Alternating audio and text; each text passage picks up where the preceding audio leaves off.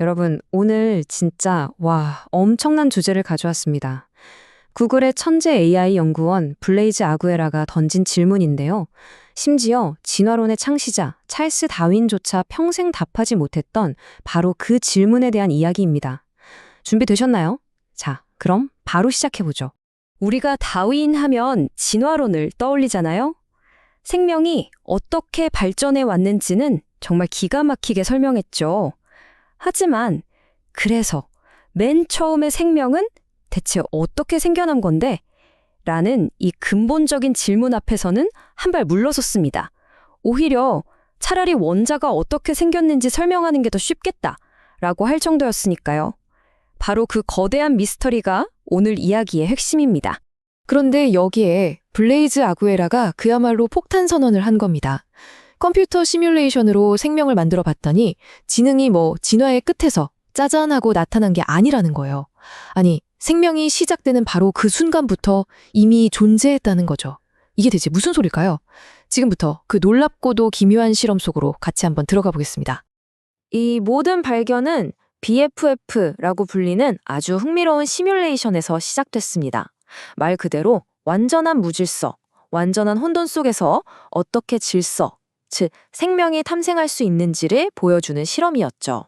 실험에는 브레인퍽이라는 언어가 사용됐는데요. 이름부터가 좀 거칠죠. 이 언어는 보시다시피 명령어가 딱 7개 뿐이에요. 세상에서 가장 단순한 프로그래밍 언어 중 하나죠. 왜 이걸 썼을까요? 아무런 의도나 복잡한 규칙이 없는 순수한 무질서 속에서 생명이 스스로 태어날 수 있는지 보기에 이보다 완벽한 조건은 없었던 겁니다. 바로 이 극단적인 단순함이 실험의 핵심이었어요. 자, 상상 한번 해보세요. 거대한 가상의 공간에 아무 의미도 없는 0과 1 데이터 조각들을 그냥 마구잡이로 쏟아붓는 겁니다. 비유하자면 수많은 레고 조각을 세탁기에 넣고 그냥 마구 돌리는 것과 같은 완전한 혼돈의 상태죠. 처음에는 그냥 의미 없는 데이터들끼리 부딪히기만 할 뿐 아무 일도 일어나지 않습니다. 그런데 이 의미 없는 충돌이 계속되다가 약 600만 번을 넘어가는 그 순간 정말 신기한 일이 벌어집니다. 조용하던 데이터 수프에서 갑자기 계산 활동량이 폭발적으로 늘어나는 거예요. 마치 99도에서는 잠잠하던 물이 딱 100도가 되는 순간 갑자기 부글부글 끓어오르는 것처럼요. 연구진들은 이 현상을 기능적 상전이라고 부르는데요. 바로 이 순간, 이 무작위 데이터 속에서 스스로를 복제하는 코드가 정말 저절로 탄생한 겁니다. 자, 바로 이겁니다. 이 그래프가 그 순간을 보여주는 거예요. 왼쪽에 거의 보이지도 않던 계산 활동이 오른쪽처럼 말도 안 되게 폭발했죠. 이게 바로 외부의 어떤 도움도 없이 혼돈 속에서 스스로를 복제하는 프로그램, 즉 우리가 아는 생명의 가장 원시적인 형태가 탄생한 순간입니다. 그리고 바로 이 자개 복제야말로 최초의 지능이라고 할 수 있는 거고요. 그런데 진짜 놀라운 건 이제부터예요. 반전이 있습니다. 보통 우리는 진화라고 하면 돌연변이, 그러니까 복제 과정에서의 실수가 꼭 필요하다고 생각하잖아요. 근데 이 실험은 그 상식을 그냥 완전히 뒤집어 버렸습니다. 실험팀은 아예 돌연변이 확률을 0으로 설정해버렸어요. 복제 과정에서 단 하나의 에러도 발생하지 않도록 한 거죠. 상식적으로는 그럼 진화가 멈춰야 하잖아요. 그런데 이상하게도 프로그램들은 계속해서 점점 더 복잡해지는 겁니다. 아니, 실수가 없는데 어떻게 더 발전할 수가 있죠? 그 비밀의 열쇠가 바로 공생발생이라는 개념에 있었습니다. 이건 뭐냐면요. 작은 조각들이 서로 결합해서 더 새롭고 더 효율적인 하나의 전체를 만들어내는 과정을 말해요. 돌연변이가 아니라 바로 이것이 복잡성을 만드는 진정한 진화의 엔진이었던 거죠. 이게 어떻게 작동하냐면요. 생각보다 엄청 간단해요. 여기 보시는 것처럼 A라는 작은 코드 조각이랑 B라는 작은 코드 조각이 막 돌아다니다가 우연히 딱 합쳐지는 거예요. 근데 어라? 둘이 팀을 이루니까 혼자 있을 때보다 복제하는 능력이 훨씬 더 좋아지는 거죠. 그럼 당연히 이 A, B라는 새로운 팀은 자연스럽게 살아남아서 번성하게 되는 겁니다. 그리고 이게 그냥 컴퓨터 속 가상실험 얘기가 아니에요.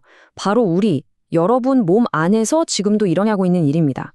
우리 세포에 에너지를 공급해낸 발전소, 미토콘드리아 있잖아요. 수십억 년 전에는 원래 우리 세포와는 전혀 상관없는 독립적인 박테리아였어요. 근데 우리 조상 세포랑 합체해서 이 공생관계를 이룬 결과물이 바로 지금의 미토콘드리아인 거죠.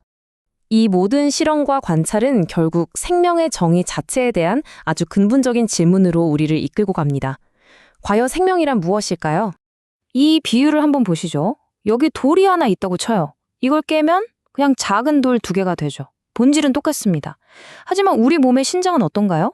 이게 망가지면 피를 거르는 기능을 잃어버리죠. 그게 진짜 살로 만들어졌든 아니면 미래의 플라스틱으로 만든 인공신장이든 중요한 건 이게 뭘로 만들어졌냐가 아니라 피를 거른다는 그 기능, 그 역할 자체인 거죠. 네, 바로 이겁니다. 블레이즈 아구에라의 연구가 도달한 가장 핵심적인 결론 중 하나죠. 생명은 그것을 구성하는 물질이 아니라 그것이 수행하는 기능으로 정의된다는 겁니다. 그래서 그는 생명을 구현된 계산이라고 새롭게 정의합니다. 좀 어려운 말 같지만 풀어보면 이렇습니다. 소프트웨어, 그러니까 정보가 있고 하드웨어, 바로 물질이 있잖아요. 이 둘이 딱 합쳐져서 자기 자신을 계속 유지하고 복제해 나가는 계산을 수행하는 상태. 그게 바로 생명이라는 겁니다. 자, 그럼 이제 이 모든 퍼즐 조각을 맞춰볼 시간입니다. 이 얘기가 지금 이 시대를 살아가는 우리한테 대체 무슨 의미가 있는 걸까요? 여기서 가장 중요한 핵심은 이것입니다. 이 관점에 따르면 우리 인간은 탄소라는 유기물로 만들어진 하드웨어 위에서 돌아가고 있는 믿을 수 없을 만큼 정교하고 복잡한 소프트웨어인 셈입니다. 우리 자신을 완전히 다르게 보게 만드는 정말 혁명적인 관점이죠. 오늘 이야기의 핵심 딱 3가지로 다시 한번 정리해 드릴게요. 첫째, 생명은 재료가 아니라 기능의 문제입니다. 무엇을 하느냐가 중요하다는 거죠. 둘째, 지능은 나중에 생긴 게 아니라 스스로를 복제하려는 최초의 행위, 그 자체에 이미 들어있었습니다. 그리고 셋째, 진화의 진짜 엔진은 실수가 아니라 서로 다른 것들이 만나 더 나은 하나를 만드는 결합과 협력의 힘이었다는 것. 그러니까요. 우리는 그냥 살과 뼈로 이루어진 고깃덩어리가 아닌 거예요. 이 우주라는 거대한 컴퓨터가 수십억 년 동안 돌려온 어마어마한 시뮬레이션의 결과물인 셈이죠. 생각만 해도 좀 소름 돋지 않나요? 마지막으로 오늘 이 이야기를 들으신 여러분께 이 질문을 던지며 마무리하고 싶습니다. 나는 과연 누구일까요? 그저 우연히 만들어진 유기물 덩어리일까요? 아니면 이 광활한 우주에서 스스로를 복제하며 여기까지 온 위대하고 장엄한 하나의 프로그램일까요? 오늘 밤 거울 속 자신을 보면서 한 번쯤 생각해보는 것도 아주 흥미로울 것 같네요.